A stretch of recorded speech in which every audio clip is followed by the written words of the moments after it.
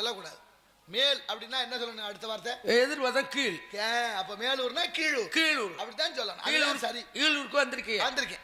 நீங்க எல்லாம் பாத்துட்டு போலான்னு வந்தேன். பாத்துட்டு போலாம். ஆமா. நீங்க வந்தேல குட்டி யானையா சேராட்டம்? அதெல்லாம் இல்லையா, நான் மட்டும் எப்போதுமே தனி கொடுத்ததுனாலதான் இங்க வந்திருக்கிறோம். ஆமா, காரணம் என்னன்னா ஒரு காலம் இருக்கு இங்க வர்றதுக்கு. 33 கோடி தேவர்கள், 48 ரிஷிமார்கள், கிண்ணறர், கிம்புருடர் எல்லாருமே அமர்ந்திருப்பாங்களாம் தேவேந்திர சபையில. ஆமா. நாரதர் உங்களை பார்த்த உடனே எல்லாரும் எந்திரிச்சு நிப்பாங்களாம். அப்படின்னா என்ன அர்த்தம்? காரணம் மரியாதை. மரியாதையா?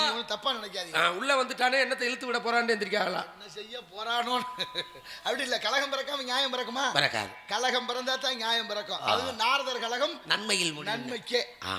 ஆரம்ப கலகம் முடிவு நன்மை, முடிவுல நன்மை. மூத்தோர் சொல்வாக்கு முதிர்நெல்லி கனியும் முன்னால கசக்கும் பின்னால இனிக்கும்.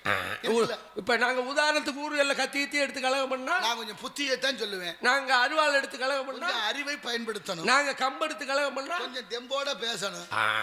அப்ப நல்ல கலகம் பண்றதுக்காக கலகம் சொல்வாக்கும் செல்வாக்கும் தேவர்கள் திருவாக்கு. சொல்வாக்கு தவறு விட்டால் நாரிய புண்ணாக்கு. ஆமா, நாரத மகிழ்ச்சிய சொல்றாங்களே, நிறைய பெண்கள்கிட்ட போயிருக்கலாம்ல. அப்படி சொல்லலாம் ஐயா. என்ன ஆகுறது கதை?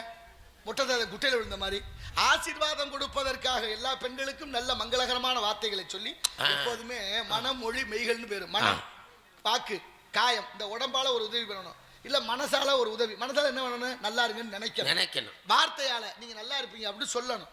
இப்படி மனம் மொழி மெய்களால நல்லது செய்யறதுக்கு பேர் தான், அந்த செய்யறதுக்கு தான் எல்லா இடங்களுக்கு போறோம். ஒரு காலத்துல நாராயணா நாராயண